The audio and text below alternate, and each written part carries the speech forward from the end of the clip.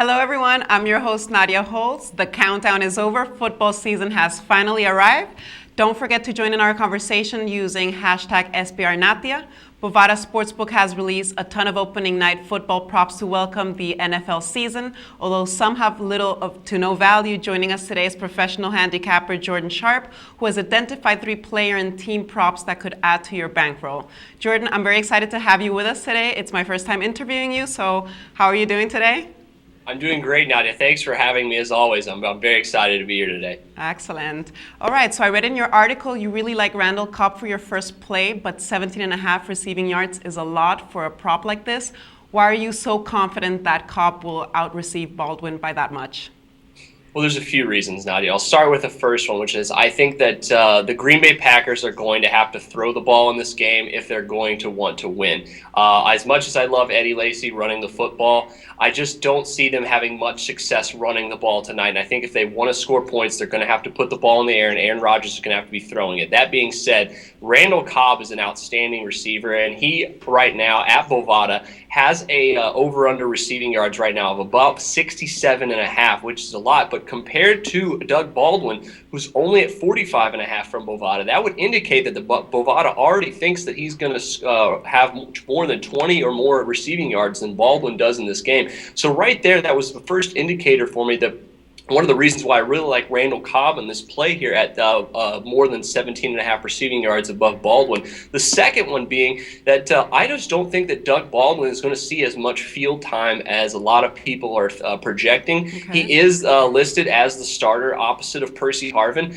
but the Seahawks are very high on another young receiver that they have named Jermaine Kearse, who really came on the scene kind of late last year and has started to develop a really nice rapport with Russell Wilson. And I think that he will also get a lot of targets in this game compared to Baldwin. They'll probably end up, actually I think Kearse might end up with more targets than Baldwin. That will not play well for Baldwin's chances of having getting anywhere close to where Randall Cobb probably will end up, which according to Bovada probably going to be around that 65 to 70 yard range. So I think that Baldwin's being a little bit overvalued here compared to Cobb, who may seemingly be a little undervalued. So I think that Randall Cobb is definitely the play for this prop.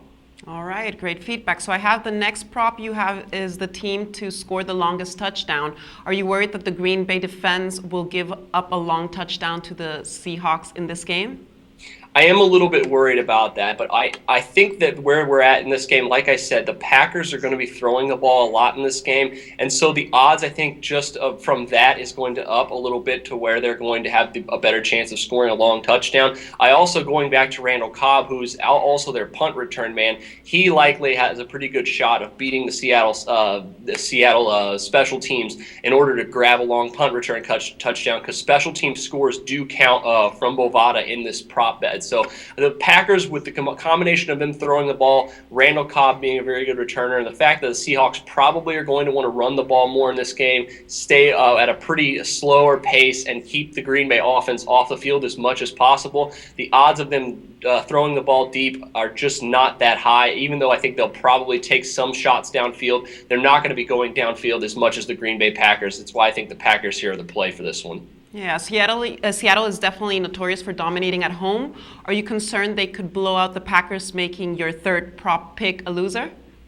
You know, that's a little bit of a concern for me, but right now, as you read in my articles, and if you've followed my plays from last year as well, one of my favorite prop plays is will a team score 3 unanswered times, and it's normally a little bit more 50-50 than we'd like, but right now I think that no is a pretty good play for this prop bet here of whether or not either team, the Seahawks or the Packers, will score 3 unanswered times. I think the Green Bay defense is a bit of a concern, but they're a little bit healthier this year than what they were last year, and I think they're going to end up playing pretty well in this game, but not good enough to slow down the Seattle Seahawks, I think, which we'll talk about in our other video. But I do think that neither team will score 3 unanswered times. It should stay pretty close throughout the entirety of the game.